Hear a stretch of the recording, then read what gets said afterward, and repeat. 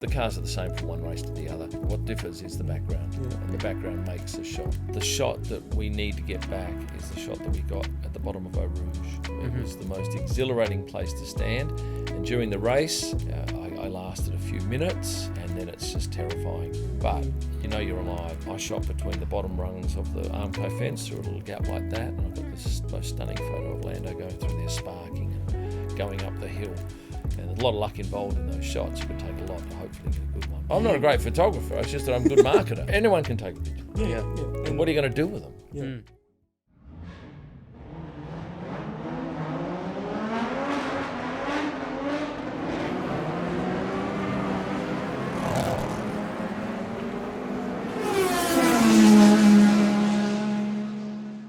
Kym, thank you so much for joining the Out of Interest podcast. It's an absolute pleasure to have you on.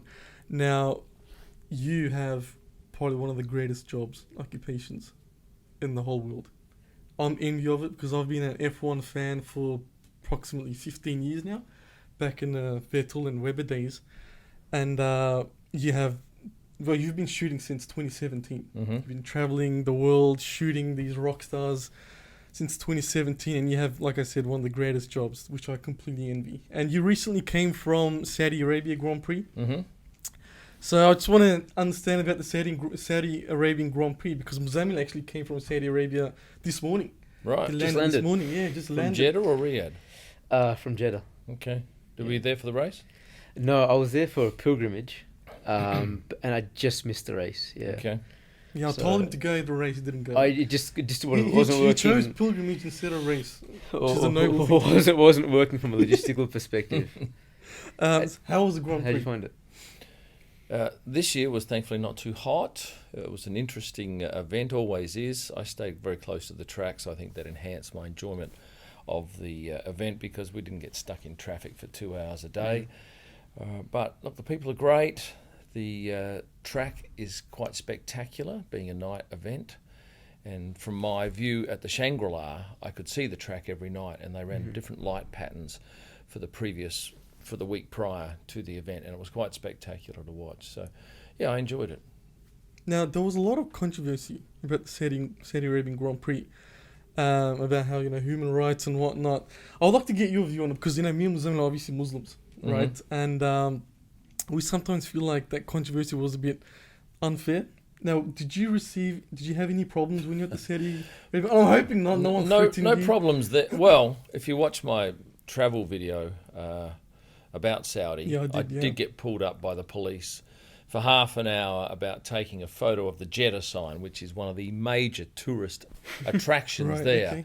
And this copper was sitting in a car, and he starts tooting his horn. I had a Filipino visitor just hold a camera while I shot a thumbnail for my video, and I'd taken the picture, and this guy's tooting his horn. I go, "What?" He goes, "No photo." So I go, "Yes, photo, no photo." So I go over there, and I have a chat with him, and I show him my phone, and I show him something from Ministry of Sport. And he doesn't speak any English, so he has to get another guy. He speaks a bit more English. We have a backwards and forwards for 10 minutes there, and he runs away and comes back, and then another guy shows up. Look, I was never in any danger, but it was an inconvenience. So as my friend at Ministry of Sport said, some of these guys just aren't clued up on what the deal is. Maybe just a little bit of ignorance, but in general, no, we were fine. There's a few a lot of negative stuff on my video comments about how you shouldn't go to Saudi and whatever, but hey, that race is going to go ahead if I go or not. So I may as well be there and cover it. And I think I've seen in the last, 16 months, some progress in terms of the way it's opened up to the world. And I think the sport probably puts a lot of pressure on the country to change its ways and become more like the rest of the world, if that's a good thing. And who knows? Like somebody said, why do you need alcohol to have a good time? But I can tell you that F1 experiences and all the people selling corporate packages sold very few, because the major market for Formula One seems to think that they have to go along and get absolutely boozed up to have a great time. Go figure. Yeah, it's interesting. While I was there, so I was in Medina, and this was on the Monday after the race. The race was on the Sunday, and I was at a cafe, and I bumped into a bloke who works at Mercedes. So he was there. He works at Mercedes London, and he was sent by the company as some work perk to attend the race. So he was kitted out Mercedes. I was like, you work for the team? He's like, no, I don't work for Formula One Mercedes, but I work for retail Mercedes. So anyway, he and I are having a chat and having a coffee together, and a Saudi guy sort of leaned into the conversation. He's like, we're talking about the race and reflecting on how the race went on Sunday. And I asked him, I said, how do you feel about this? And he's like, he said one thing that really, it stuck with me. And he's like, we feel so happy that the world has welcomed us. And I was like, really? Because he's like, we in this country, we love sport. We love our racing. We love horse racing. We love we love sport overall. And Formula One and football, soccer is a big deal for us. And he's like, the fact that the world is willing to welcome us to its stage and celebrate with us, it makes us so happy. And I was like, that's phenomenal. People get so wrapped up in all the controversy that we forget that these are just a fun-loving people who just love the game. They love their sport.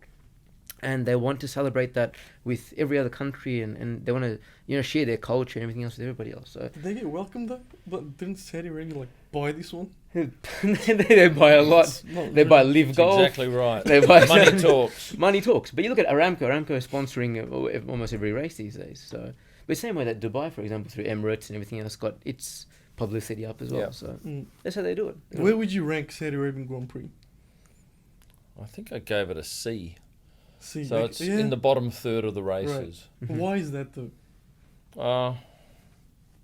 I think because, it's got some issues with the country that Westerners don't like. I think it's, I don't know how easy it is for the rest of the world to get into the country. For us, there's quite a bit of paperwork. Right.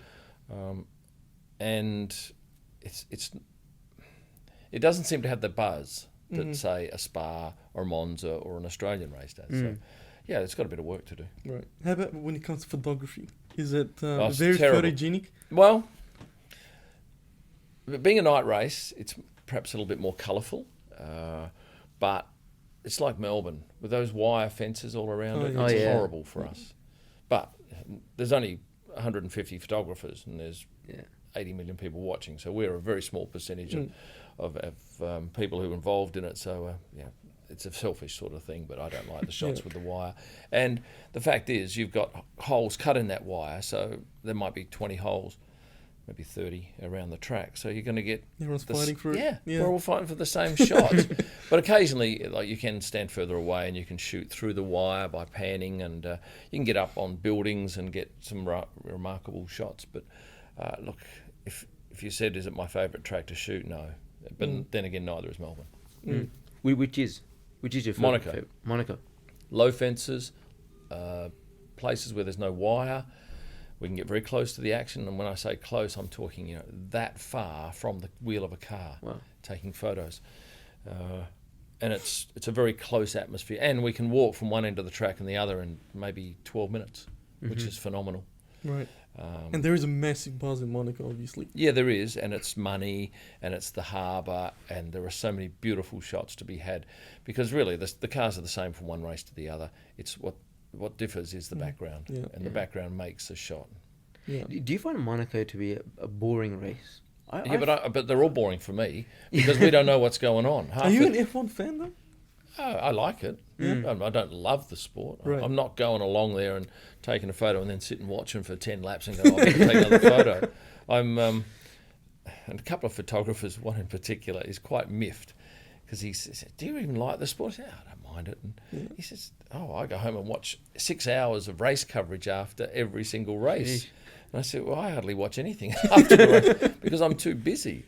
But I enjoy the sport, definitely, but more so I enjoy the stories behind the people involved, and that's where I think I've gained a bit of a niche in so much as with my Instagram. You have a look at it, I hardly have a picture of a car up there because you can see a million pictures of cars, and they're all the same. And some of them are better quality than others, but the cars look exactly the same. Yeah. But if you've got a picture of Daniel celebrating or Max crying or somebody with an injury, some emotion, that's what gels with my audience. Right. And like you said, you do have a bit of a niche because you take photos of people's shoes on the paddock, bags, watches. Yeah. It's amazing what people gobble up. It makes me laugh when I did a video the other day about Lewis and his trainer splitting up. So who's interested in this? And I think, you're an ignorant fool, because it's my biggest video by a factor of 3 above everything else I've done this year. So, yeah, clearly there's an insatiable appetite for this sort of stuff. Yeah, and those two were like stuck to each other. It's massive news. And you, I'm sure, took tons of photos of them together as well. And now that she's not there, it's going to be like, you can't take those photos anymore, right? There is a very important shot to be had tomorrow, and that is who Lewis walks in with, because he should have a trainer by then. It was very odd that he came to the track without a trainer last race, so I figure something happened very late in the piece.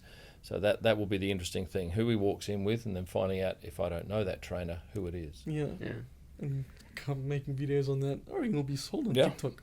You know, for someone like, let's say, Ali and I, who are fans of the sport, you have a much closer insight into it. What's something that, in Formula One is presented to be something, but in reality isn't?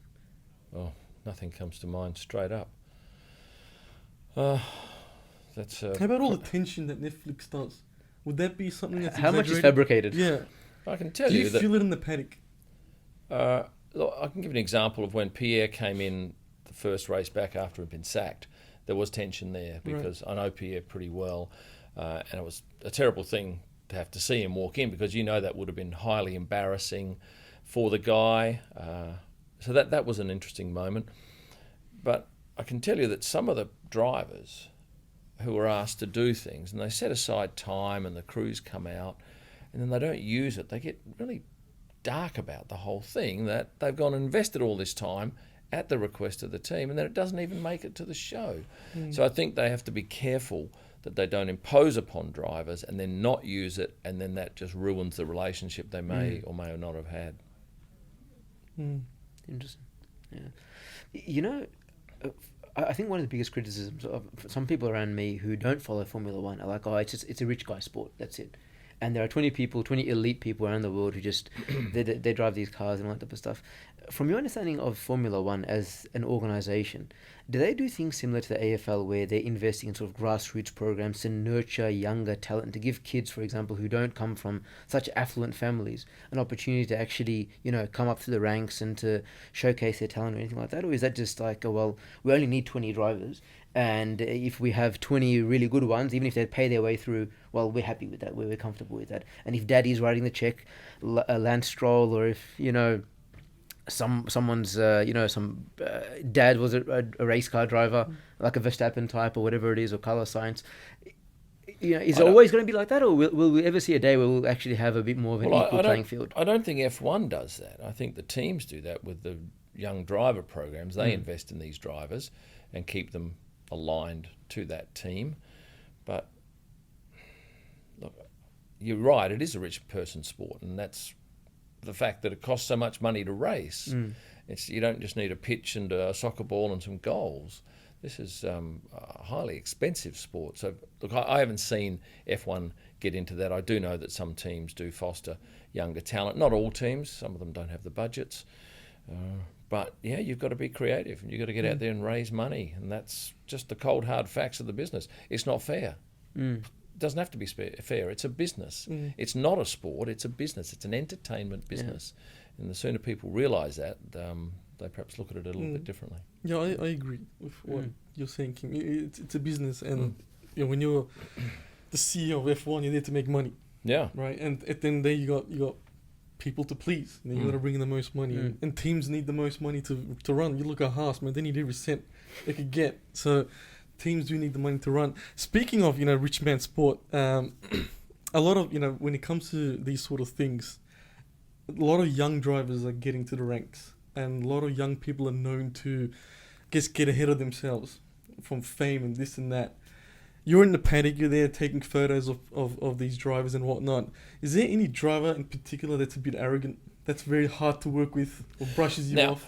Do you think I would honestly tell you if there was one? I was hoping you would. Do you think I would? What would be in that for me? I tried. I'm a lowly photographer having a crack at one of the top 20 drivers in the world. But in answer to your question, there's no one who's arrogant. Not one of them. Lewis is busy. and you will never get a chance to talk to Lewis because he's got a security guy around him. And also, from my side of things as a photographer, if there are 20 photographers back there and I decide I want to have a chat to Lewis in front of the photographers, I'll get howled down by these 20 photographers saying, get out of the shot, get out of the shot. And I have to work with these 20 more than I have to work with Lewis. So I'm unlikely to ever do that. But most of the drivers that I get to talk to, I would do privately. So once they go past that group of 20, I'll walk with them. And if I need to ask them something, I'll talk to them when there's no other people around. So I have to pick my moment, because very much when those drivers walk in of a morning, that's a show. Don't get any other idea, but that is a show. They are there for whatever world media there. And there might only be, say, 10 photographers, but they might be Getty Images, AFP, and a whole lot of other. And one photographer can take a photo and it goes out to 50 million people. So we're very careful in not mucking up other people's shots. But look, they're all great. Lance Stroll, I don't get to speak to that much. He's pretty straightforward. Checo, he walks in, doesn't react much, but some of the other guys like Hulkenberg and Norris and Gasly and Charles, more than friendly. All of them more than friendly. They're all gentlemen. I think they're a little bit, in my mind, like golf pros. They need to be good to everyone, because everyone can impact their career. I don't see anyone who's up themselves. And the drivers do know you, right? Because the from ones what that I know know, me. you're like the most famous photographer in F1. That's from what I know. Well, most following. I think because I post instantly, I'll take a photo of Lewis coming in, and within 5 minutes there's a picture up there. Yeah. So they know where, if I take a photo, they can see it. Right. And they can see it quickly. So I think, not all of them, but a lot of them would be fully aware of where my work pops up. Right. Yeah. Is there any particular driver that you personally work with? I work with 2. Right. Don't worry about who they are, but I work with 2. Can I guess? You can guess and I'll say yes. I want to say yes or no. But I'm interested to know who you think. Maybe Pierre. And? You're very close with Norris. Okay, well, that's your guesses. Thank you. Those are my guesses. Look, I don't promote who I work with, I work with a couple, and there's other drivers that have contracts with other photographers, and then there's teams who employ a photographer. Right, okay. So yeah, every team has a photographer. Mercedes has 3. Okay. Ferrari 2, Red Bull 2 or 3. Right. So you just work with the drivers, not teams? No, I could never work for a team. Why is because that? then you'd have to spend all of your time with that team. Just focusing on the team, Yeah, you get all Red Bull stuff, and you get the best Red Bull stuff. But the other 9 teams, you get nothing. Right. Yeah. Is there any team or driver that you prefer to take more photos of? Do you have a preference on who you take more of? Lewis. Right. Okay. Lewis, because he's absolutely guaranteed to go crazy with his fashion. Norris, because he's fun. Daniel Ricciardo, highly popular and fun. Max doesn't do well for me. Checo doesn't do well for me. And yet they're the 2 of the best drivers. They're up the top of the charts. But Max, quite frankly, you could use a photo of Max from the first round, every single round, and no one would know if it's taken at those other rounds, because he always looks the same. Yeah, he's the wears best the same guy. clothes, everything. He's the best guy for a sponsor. Right. Yeah. Doesn't put a toe wrong. Always No. by the book. Always looks the goods, and he's as nice as pie. Never rude. None of them are rude. Yeah. Like I watched some of those videos from years ago where some photographer gets punched by a driver. I think that would never happen now, ever. Yeah, but they're all media trained as well, right? These Yeah, guys, they know highly. exactly. Yeah, Yeah, and they know, if they're smart, they know which photographers to play up to. Like this race, I did a video recently called F1 Drivers' Hair. I ranked the F1 drivers' hairstyles. And then I got a couple of sponsors who've come forward and said, we got some packages for them, so great. So on Friday, I'm giving out some Revlon stuff to the top 3 hair guys, and then 1882, is it, Jace? I think 1882, 1812? 1812 is a mob who provide beard stuff, and Kevin Magnussen won that. Yeah. So, I'll give them some prizes. So that's a fun thing that people are now starting to throw stuff at me that makes my stuff more interesting. Okay. Right. Do you get recognised when you take photos by the fans? Yeah. Yeah. Certain countries more than others. Like this one will be crazy, and yet in Saudi, not very much. Because last year I was at the Melbourne Walk, just a normal pedestrian there, just chilling, waiting for drivers, and I saw you there. I'm like, that's Kym. Right?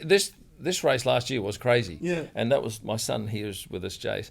And it was the first time he'd seen that sort of interaction with fans. But I'm doing a meet and greet here, and I'm going to do more meet and greets this year. I did one in Austin last year. And I got there and I thought, wow, there's 30 people. That's crazy. But there were 30 on the other side of the road as well. So we had 60 people. You feel like an F1 driver too, then, huh? Oh, for a celebrity. For 11 minutes. But look, they're all interested in photography. They're all interested in... They want to know the same as you. What's he like and what's he like? Yeah. And I don't think there's anyone who portrays themselves any different to what they are. Yeah. You know, considering the close relationships that you build with some of these drivers and the teams and all that, in your mind, what separates the good drivers from the great drivers in terms of personality? You know, which ones have the right characteristics, the right ingredients? You see a new driver enter the paddock for the first time. You're like, you know what, this one's got it. In terms of on track, I've got no idea. Can't tell you but what makes it better. Interpersonal. Well, Nick De Vries always been friendly. His first year in the business. Oscar Piastri, I had dinner with him going back 3 years ago when he was still in F2, I think it was, and he struck me as a nice young kid. And I think Oscar, I'm doing a picture signing with Oscar this afternoon where he's signing 50 prints, and they're available on my website, although by the time they see this, it's probably all gone. I don't know what quality. I think they've just got to be chatty and warm. And Lando's a great people case. love him. Yeah. He's amazing. And some people read that as arrogant, and I think you've got no idea. No. Absolutely no idea, because he's nothing but genuine. He's genuine with the fans. Charles Leclerc, unbelievable. He tolerates so much stuff with fans pushing and pulling him. Carlos is the same. What about George? George is cool. Is George he's a bit arrogant? No, okay. He's confident. Confident. Some people read confidence and arrogance wrongly. Yeah. And George actually chipped me on something going back 2021, second race after we started the year. It was in Imola, I think. And he pulled me aside and said, look, you did this, and I wasn't very happy with it. And I said, I didn't even know I did it, but thanks. And that's the sort of guy he is. He's up front and he'll tell you.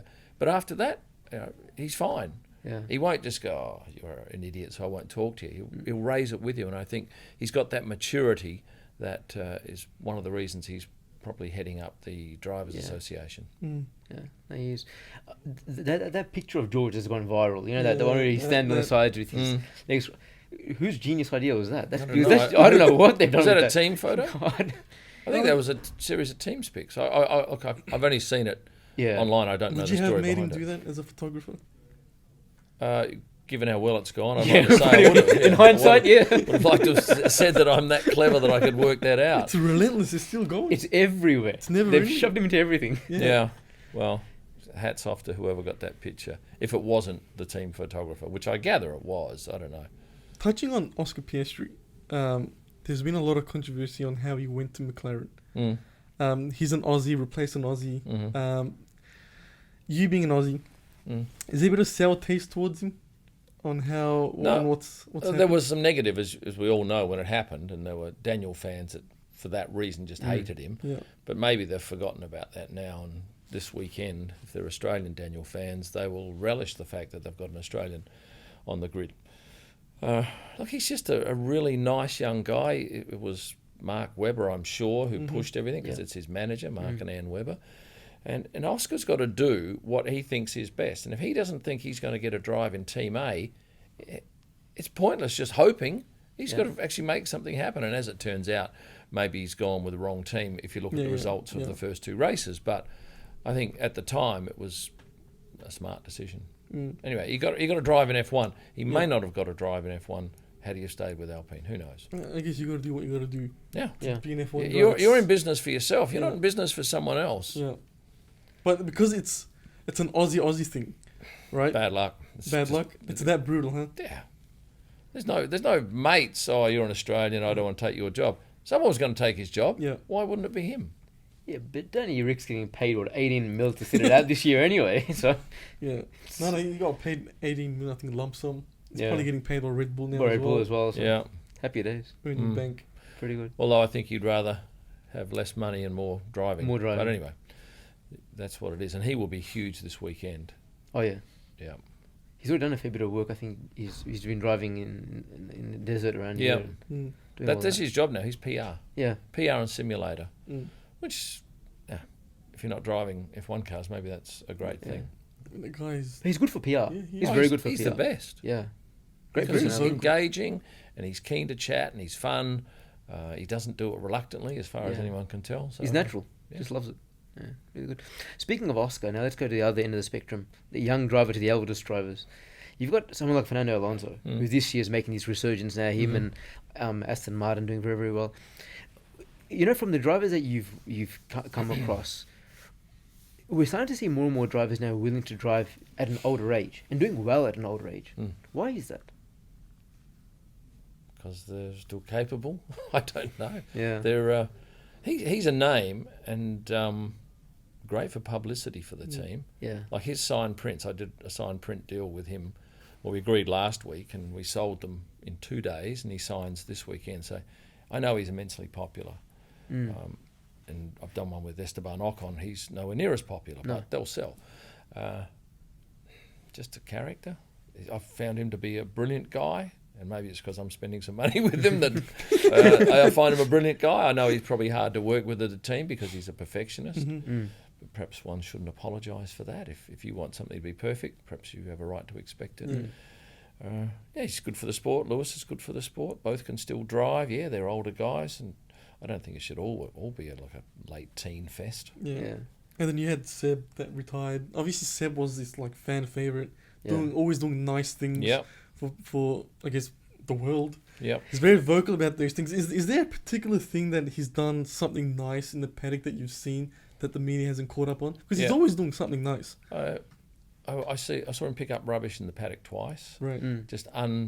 It wasn't for a publicity stunt. Oh, and then of course there was that great thing in Silverstone in 2021 where he picked up rubbish in the stand. In the stands, yes. And it wasn't a media event. Yeah. No one knew about it except the team photographer, and then a journalist pulled me aside and said, "Take your camera and go out on the balcony and look over at that stand." And I went over, "Oh my God, that's great."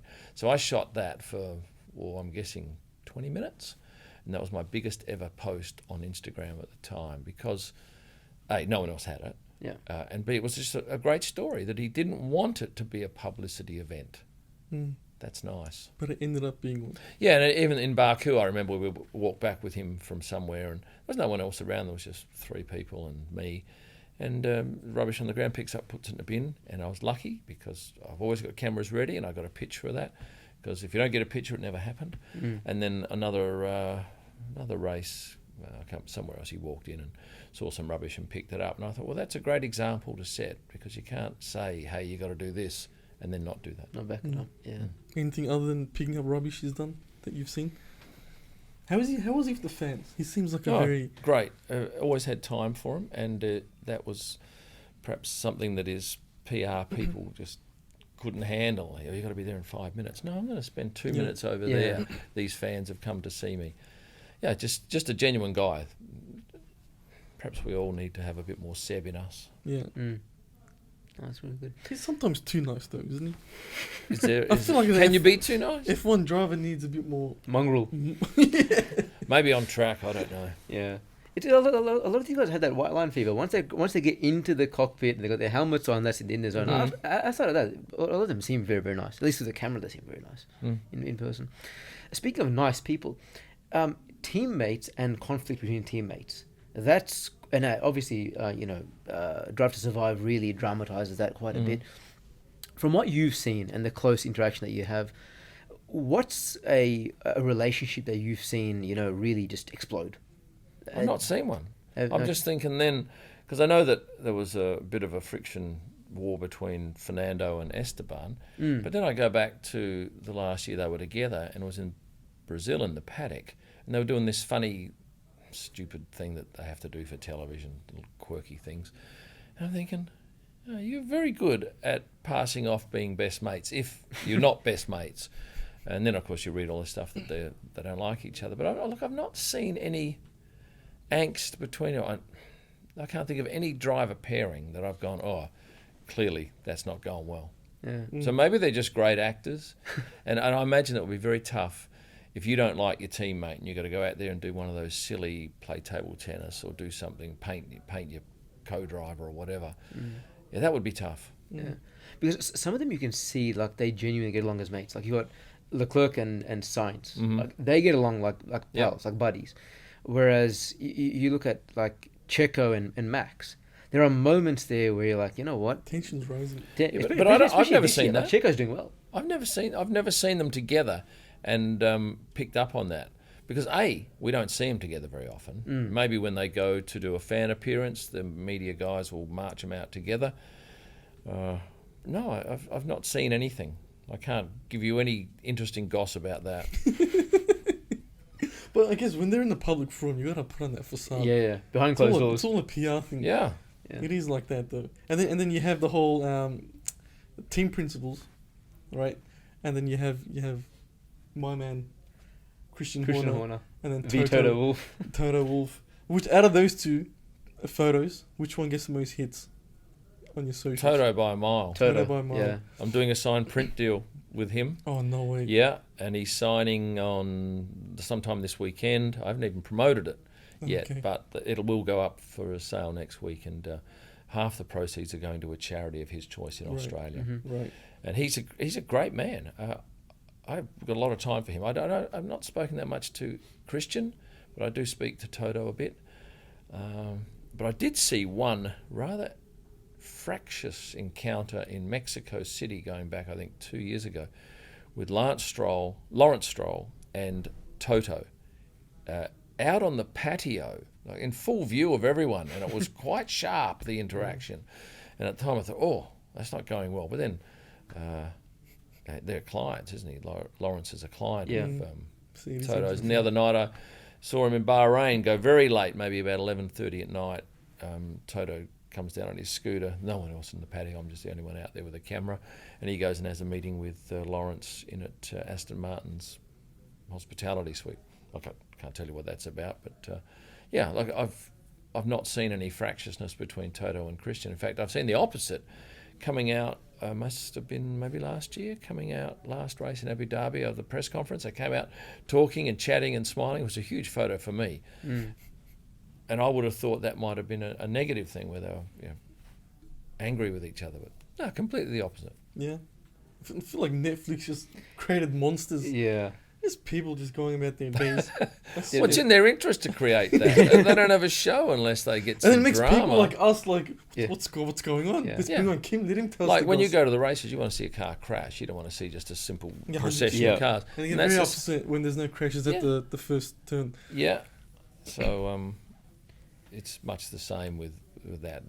People want to see drama. And so long as it's not in their lives. In someone else's lives, they like to sit in there watch a train wreck. Yeah. So speaking of Drive to Survive, you were part of Formula One prior to Drive to Survive, and then you've seen since Drive to Survive came in. I'm assuming you've seen like the correlation between Drive to Survive and the interest just peak. It's phenomenal. Yeah. It's uncomfortable in the paddocks now, and I don't know what I fear to. That's not the words I'm looking for. I think this weekend is going to be crazy in terms of the paddock because they're letting in so many people. There'll be no room to move. Getting a clean photo of a driver, forget it. You'll be having to use wide lenses and be in their faces.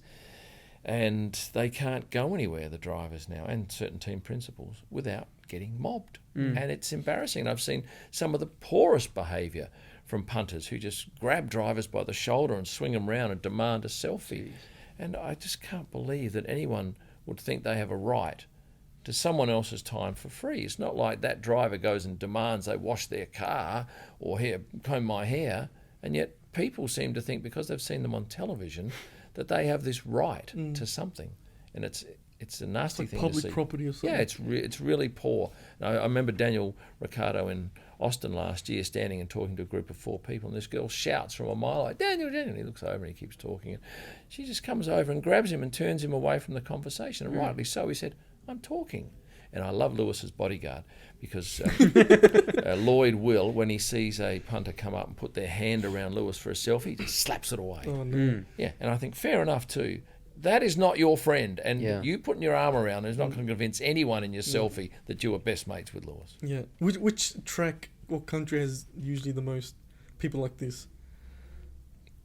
I've got to think now. Certainly not the Arab countries. They're great. Right. And the Japanese would never touch a driver. Very they respectful. are the very best fans. I don't know. Maybe Italy? And maybe that's being unfair on Italy. Look, nothing comes to mind, but it would be a country where they're just fervent, so excited that they can't control themselves. How's Australia in terms of that? Good, I think. They'll still get a bit of it, and we'll watch it. But so with the Melbourne Walk, everyone gets a chance, and they don't have to run around and surround them. But we saw that in Bahrain outside the gates this year, where they didn't have any railing from the walk from the car park to the swipe gates. So all these people who are waiting to go in for Paddock Club, they just hang around and watch the drivers, and they just surround them, and they can't move. And eventually they got some bollards up and some tape. That's crazy. You know, in your professional career, you've not only been a photographer at Formula One events. You've done, Indy 500. You've done Le Mans. I've done an Indy road race, not the 500. Okay, Indy road race. So and Le Mans and other events like that.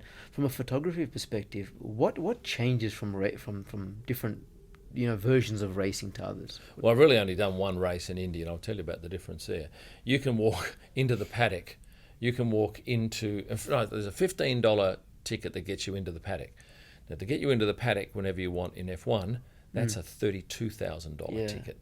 But it gets a whole lot of food and booze and other stuff. For you to get down into the pits, I think most people can get into the pits and walk through the pits. That will never happen in F1. The drivers are accessible all the time, not in F1. And the racing is all the same make, so you get to see a different winner every week, which is fantastic. That's the main differences I pick up between the one race I did in Indy, and I'm going to go back and do that this year too, because it was quite an experience, and I got a week off after Miami that I have to kill somewhere. So F1's more full on, huh? It's just more fans, more it is the very pinnacle action. In so many ways. Right. Now you've been obviously in F1 since 2017. Are you bored of seeing, the drivers? Because as a fan, like for me, I'll fangirl if I see Lewis. Like, I love him. Right? I have all his hat collection at home. Like, I love him to death. And like, you see this guy week in, week out. It's like living my dream. I'm assuming for you it's just like, whatever. Well, if I get bored with it, you'll know, because I won't be doing it. Right. I don't have to do it. But you don't have the fangirl moments, because you see them. No, I don't have the fangirl moments. I have I've missed that shot. I know I've got to go back another 20 metres and get another one. Or now I have to run to keep up with that person. So there's no fangirl. A couple of times with my infatuation would have been with David Beckham, Brad Pitt, who else? Harrison Ford. I had a beautiful moment with Harrison. I knew he was coming, and a friend tipped me off, and I was waiting outside the gates in Silverstone. And I thought, is that the car? And he got out the other side of the car, so I didn't see him till late. And he walked around when masks were mandatory. And he just put his mask on. I put my camera up. And obviously, he could tell I was disappointed. And I was the only photographer there, and he's gone. He's taken it off for me. I thought, how nice is that? Because that's a story for one of my videos. And I do a video about each race on the Monday or Tuesday after. But no, I don't get I don't get awestruck by any of them. I get, all right, here we go. Now we've got a crush because Lewis is coming in. And he is definitely the number one in terms of photography in the paddock. And on the opposite end, someone like a Logan Sargent, being his first year and outside of America not that popular. He's pretty easy to get, and you won't have to battle too hard for a shot like that. And touching on like Brad Pitt and whatnot, obviously celebrities come to the races as well. I'm going to try my luck again. Right? Was there a specific arrogant celebrity? Yeah, no. There was an arrogant security guard for Ed Sheeran. Just running interference. For Ed Sheeran, no big deal to me. Right. And I just moved, and the guy moved that way, and I moved that way. And it just thought, really? You're out on the grid, the world's media's there, and you're worried about me taking a photo of him? But Brad was good. He had security. Michael Jordan had security. And we're going to see it in Miami. Lots of them. Massive. Yeah, so when Brad Pitt applies for a pass for the paddock, he must have to get 4, him and 3 security guys. which means that obviously there's a lot more people in the paddock, but there is this appetite amongst the public where they want to see celebrities. It's just the way it is. Yeah. And then there's been some occasions where one girl, and I can't remember her name, Madeline, was it, the girl in white, at some race, and she's in front of a car. She's got a scantily clad outfit on, and the next thing you know, she's posing and she's doing this. And I think, who the hell are you? It was interesting photos. She's taken off her jacket, and what she's got on is see-through. And then there was another one, Megan the Stallion. She started posing in pit lane after the grid, and once again, I've got no idea who half these people are. You shoot them first, and then you ask questions later. Yeah, that was interesting because she was just full on doing her sexy poses for about 4 photographers. Maybe one of them was hers, probably. And Miami's going to be massive with that. Yeah, and Las Vegas perhaps even more so. Oh, Las Vegas too, yeah. But unfortunately, the genuine fans are going to dip out because the celebrity side of things and look at me side of things is going to outweigh, hey, I want to be there to watch the racing. Yeah, and I feel like F1 has... It's moved away from being a sport to like this celebrity thing. Yep. Right. It's people fangirling because of Netflix, obviously, Drive to Survive. Because last year when I was at the Oz Grand Prix, now I've realized I'm like F1 is not a sport anymore. It's a show. It's like a circus. Is when now obviously before lights out they have their practice lap, right? And then when the practice lap started, a whole bunch, I'd probably say 50 people in that one particular grandstand I was in, got up, punching their going, go Lewis, go Lewis. It's the practice lap, right? Warm up lap. Well, they had no idea. They had no idea. Huh. And then they all realize what's going on. They're all looking at each other, like, again, they're all sat down awkwardly. I'm like, no one, like many people that go to this sport now don't even know how Formula 1 functions. But every fan, every hardcore fan went to their first race and they had no idea. Yeah. So no hardcore fan can deny a first-time fan that experience. That's true as well. It's a bit like in photography. No F1 photographer wants any other photographer in the paddock. But until they were an F1 photographer, they wanted to be in the paddock. So, yeah, there's a selfish side of that all the time. Yeah, but that's when the animalistic behavior comes to the drivers as well, because they're all just celebrities and they don't see them as an athlete or F1. It's like the guy on Netflix now, right? It's what it's becoming too, and I guess it has the pros and cons. It booms the sport, and photographers, you guys get more photos, more more hits. It's commercially more viable. Yeah, everyone makes more money.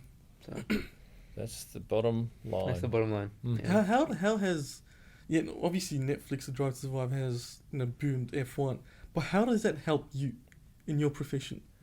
Well, a lot of the drivers realise now that they need more social media content, and they can't rely on the team photographer who's not focused on them. They need someone else who's going to get the moments that the team photographer is doing something else. So that helps me. It helps me certainly with signed prints. Like, I'll give you an example here. I decided to do those signed prints last year, I think, and 58% of them go to the US. Okay. Now, if I didn't have the US market, like in Europe, 8%. That's the homeland of Formula One, and yet only 8% of my sales go there. So if I was making a business model without the US market, I'd be broke because that's just where the money is. My photo books, about 50% of those get sent to the US. In the US, like I'll do certain races and people want certain pictures and they'll buy those. They'll pay for those. Meet an example of people who are on the grid doing the tours. Some of them say, look, I want a photo of my dad driving Lando because he's got Lando this week. So they'll commission me to do that.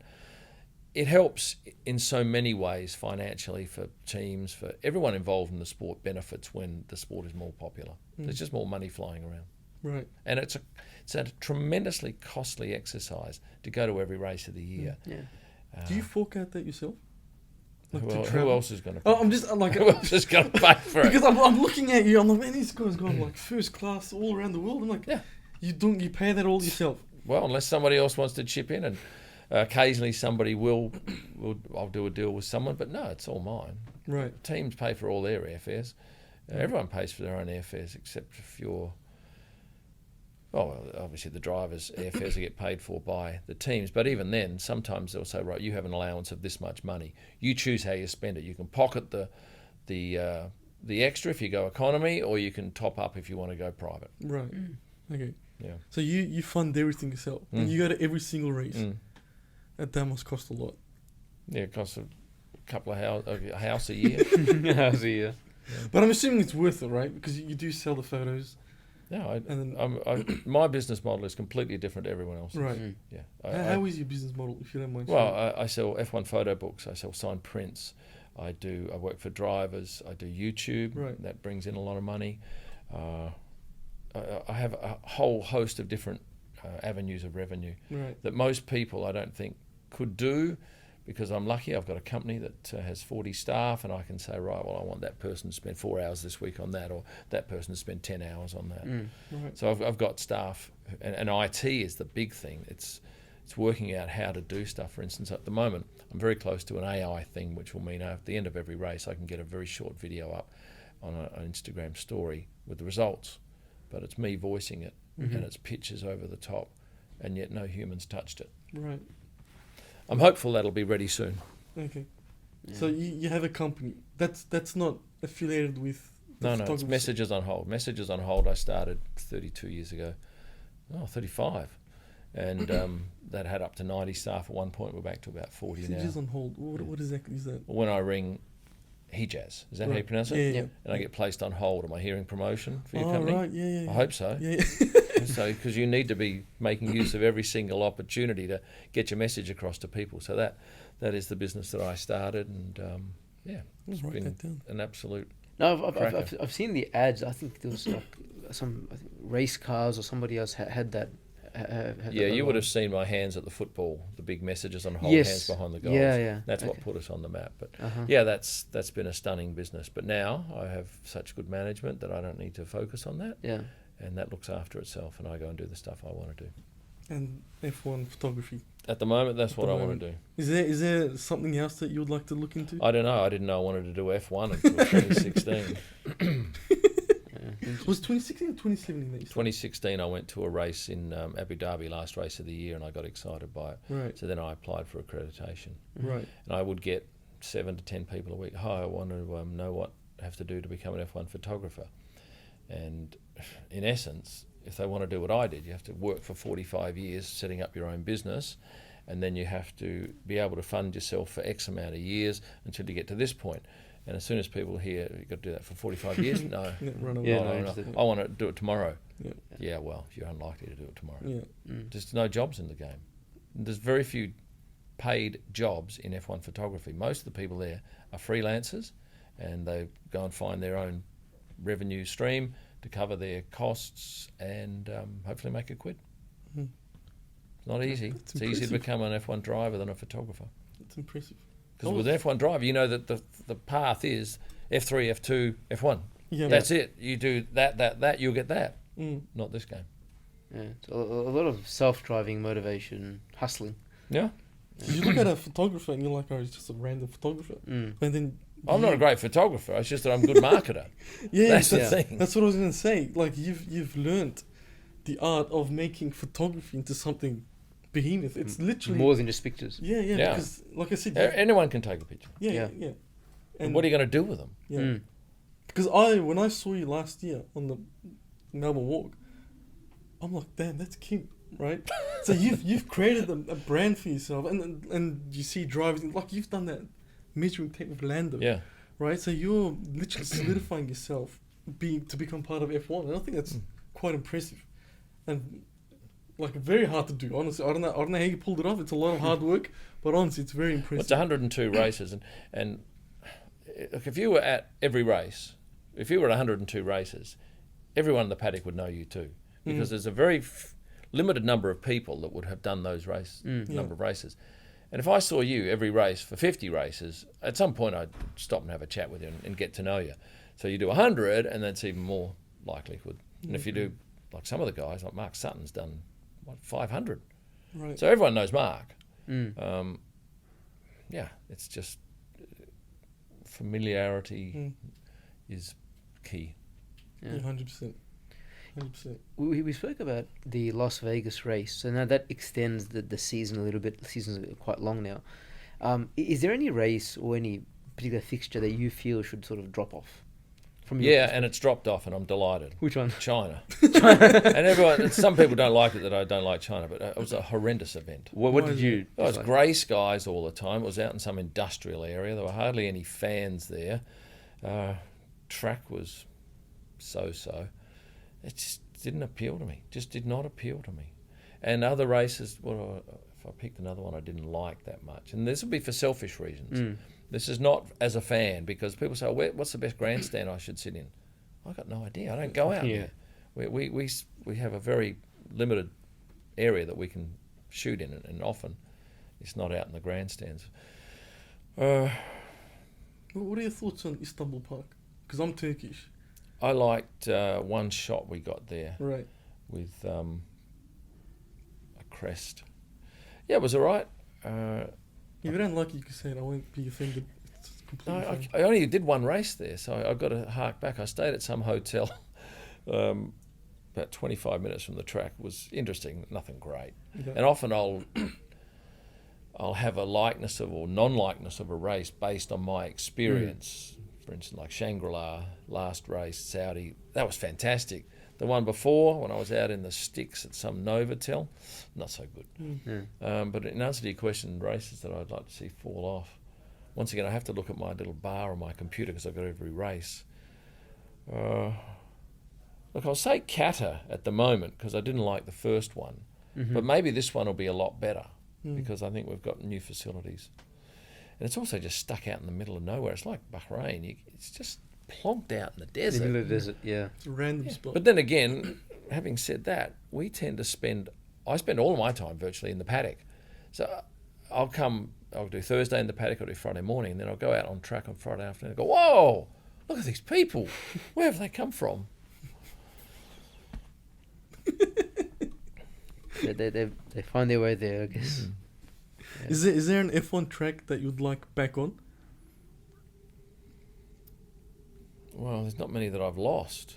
No, nothing comes to mind. How's Spa? There's a lot of... Spa's long and hard to get around. Yeah, because it's huge. Yeah. Right? But the shot that we need to get back is the shot that we got at the bottom of Eau Rouge. Right. We can't get there anymore. It was the most exhilarating place to stand.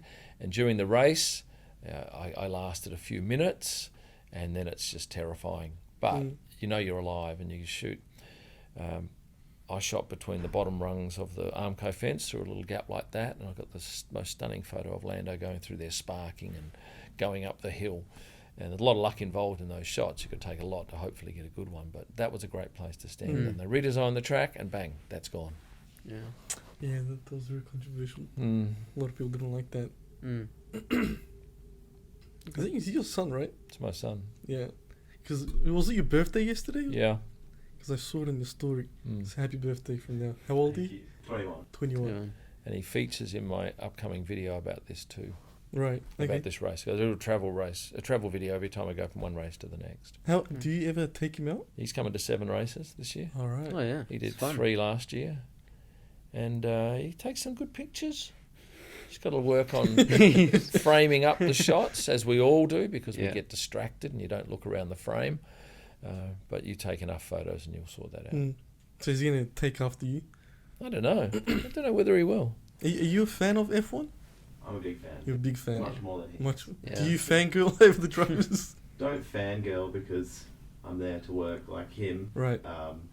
So put any fandom aside and just work and do the best I can to take photos and look for a story wherever it is. Who's your favourite driver? Now, probably Leclerc.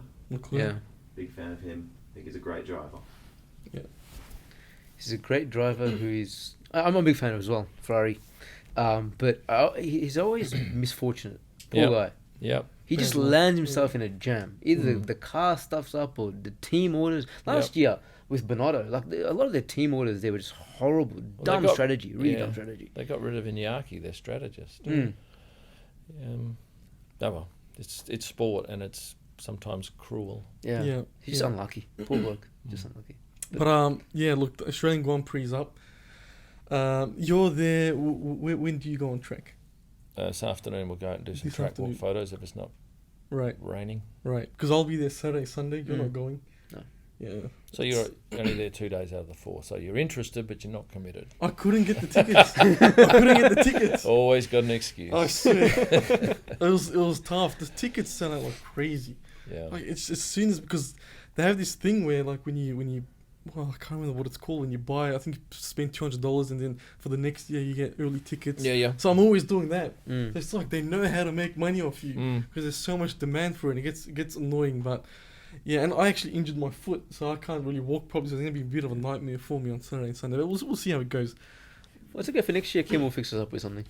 Hey, he has the inside lane. A lot of people say, can help us with tickets. We never touch a ticket. Well, the tickets are not something we see. Yeah. And we never go into the grandstands. We have no idea really about what happens. Yeah. Because we get a piece of plastic we hang around our neck. Yeah. Is that for free, or do you have to pay for that? Okay, right. And once you do 14 races in your first year or second year, whatever, once you do 14 races, you get an automatic pass for the next year. So you don't have to apply. Like for him, because he only goes race by race, we have to apply. And they can say no, no, no, yes, no, no, no. But for us, we've got a space any race we want to go to. We don't have to ring them and say we're not coming. That space is there waiting for us. So the race is happening. What are you doing? Just in the paddock? When the race is on? No, I'm out on the track, photographing on track. That's right. Okay. That's right. Sometimes, look, I'm a bit lazy and I'll often prefer to shoot close to the paddock for 2 reasons. A, I've got to get back and queue up for Parc Ferme, and so you lose the last 10 laps of any race because I'm standing in a queue because I think they're the more important pictures and hoping something happens on the corner I'm at, and it rarely does. So, and the fact is that if you shoot close to the paddock, it's not much of a walk back. If you go to the far end in Spa and shoot the first half of the race, you'll give up the whole last half of the race getting back. Yeah. Right. And the Australian one last year, so as soon as the gates open, like everyone's just running to the Melbourne Walk. Like it's like a zombie apocalypse. Everyone's just running to that front row. That's a shot we have to get this year. It is so impressive. Yeah. It's like literally people running for the wall. It's insane. Maybe just planting him there somewhere. Yeah. And you'll get some good photos of people tripping over and stuff. It's crazy. Yeah. Stampede. It's actually a stampede. And I'll probably be doing that with my broken foot. But we'll see how it goes. But with any advice you'd give for anyone that's running to the Melbourne Walk, what time they should line up, that? I'm sure you know some inside words. Obviously the earliest. The earliest. Yeah, because it is one of only 2 tracks. I think it's only 2 that does anything like that. Okay. You can be guaranteed to see almost every driver if you're there before the 20 arrive. And you stand on the front row, you will see them all. Yeah. And if that's what gets you excited, that's the thing to do. And when they leave as well. Yeah, leaving is maybe even better because they're a bit more relaxed. And there's less people sometimes as well. Fewer people, a lot of people. I get so many. Oh, can you tell us where the drivers are staying? Well, they don't ring me. Yeah. So, I'm staying here. Can we promote that? It's just get on their Instagram channels. Yeah. Follow what they're doing. A lot of them, a couple of drivers often put photos out of their hotel windows. Yeah. And I think, well, you're clearly not that worried about people knowing where you're staying because it's not hard to work out from the view which hotel they're at. And then there was a time when I was at the Melbourne Walk, almost all the drivers came through. Apparently Lewis took a secret entrance or something. Yeah, he often does. Yeah, and then people were gutted because we saw Angela, but not Lewis. And people were asking her, where's Lewis? And she's just walking off, doesn't care. And then everyone just vanished because all the drivers came through, almost all. And then it was empty there, and then comes George Russell. I think there was like 3 people there just waiting, and then George Russell came taking his sweet-ass time. Yeah. So there are those things as well, just patience. Patience pays off. So, although this is a harder track to go the second entry. I'm trying to think where the second entry in Australia is. Where does it go? Yeah, and Lewis will often, or has in the past, not walked up the Melbourne Walk, but he's walked through the swipes, but he goes to the track end of Melbourne Walk and comes in that way. Right. And he would have, Lloyd would have scoped that out well prior and know that that's the route in. But this year I've actually got someone waiting out the front, and he's going to video all the cars coming in. I do a video called What the Drivers Drove each race, and people love to see the road cars. And I thought, right, I'm not allowed to video inside the track because that's against our accreditation, but outside I've got no problem at all. So he's going to stand there and just video all the drivers coming through. Hopefully he gets all 20. Yeah. I doubt it though, because some do, I don't know, find their wizard ways of getting. Well, they all have to come in the same road. That's the Canterbury road entrance. They all have to drive in there. That's where you get them. And then sometimes the trainer or the driver will drop them off at some point and they'll walk in. Otherwise, they'll park in the driver's car park and then walk in together. Right. So it seems like you have a very busy Melbourne Grand Prix. It's huge. And to that end, I've got to go and get Oscar Piastri to sign some prints now. Perfect. Then we'll start ending it then. Who's winning this race? Max is winning, of course. Yeah, unless his engine blows. All right. Now, before we end things, Kym, the way we end it is we ask 10 rapid-fire questions. Now, you could answer it as fast or slow as you want, because now that you're going to go see Oscar, probably answer it fast. 10 questions. So we'll start with your favourite F1 driver of all time. I never reveal it. Really? No. How about current? No bias. No. Just in case you're his. There's no upside in that for me. Smart man. Yeah. Smart man. A track. Oh, we already answered that one. Man, this 10 was dropping really quick now. What is your favourite photo that you have taken? Okay, if I have to pick one, it would be Daniel coming onto the grid in Hockenheim in 2019. Spray off his tyres, Max in the background. I'm standing on the track, so he's coming directly towards me in this grandstand full of people. A very hard photo to get and a sensational picture. Is that on your Instagram? Yeah, it's been on Instagram, but it's also one of my main pictures on my kymillman.com website. Okay. Right. It's a super seller along with Daniel and Lando coming out of the Monaco tunnel in that Gulf oil livery car in 21. Yeah. Stunning photos. Now, you've met a lot of famous people. Which one is the most famous person that you've met? The most famous? Would it be David Beckham? But my favourite's will.i.am. He's the one I talk to and chat to a lot, and he follows me on Instagram. It's very. I did not expect that. I love him. I think he's just a style icon. And one day I will interview him for one of my videos. Right. It'll happen. Right. Your favourite food? Steak. And which country has the best food? Well, look, I'm a very unadventurous eater when I go, so I don't try local foods. So I'll say Australia because I get to cook exactly what I want. Your favourite superhero?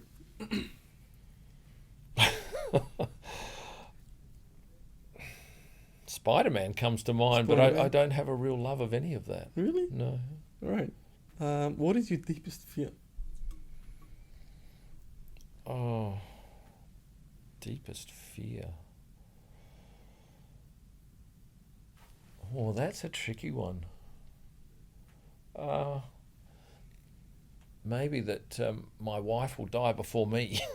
Right. Okay. Yeah, because then I'll be on my own and having to fend for myself. Can you cook?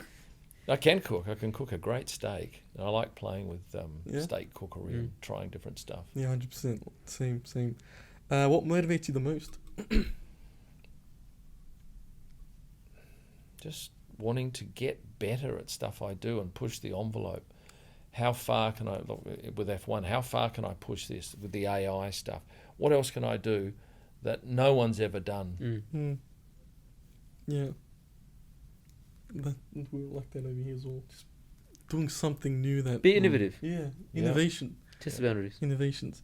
And our last question, what advice would you give your 18-year-old self?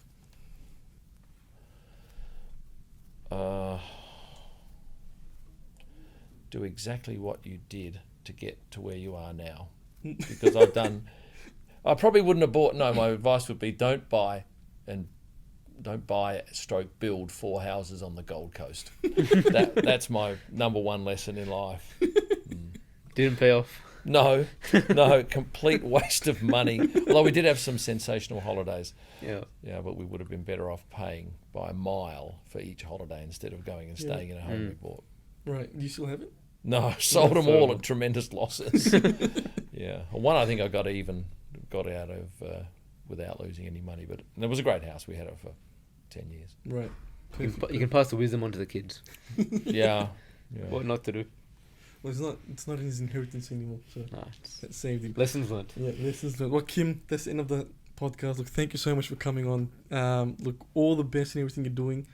Now, I follow you like crazy. Whatever you do, Tell I'm your always friends. looking at it. Tell all your friends. Trust me. Like, over here in this office, we're big fans of your work, and you get up close and personal with these heroes that a lot of people see as, and I do envy you because that's a phenomenal job. They're no different to you and me. 100%. Once you get close to them, 100%. you work them out. 100%. I 100% agree with that. But seeing them everywhere, and people idolizing them, and you bringing all that story through photography is phenomenal.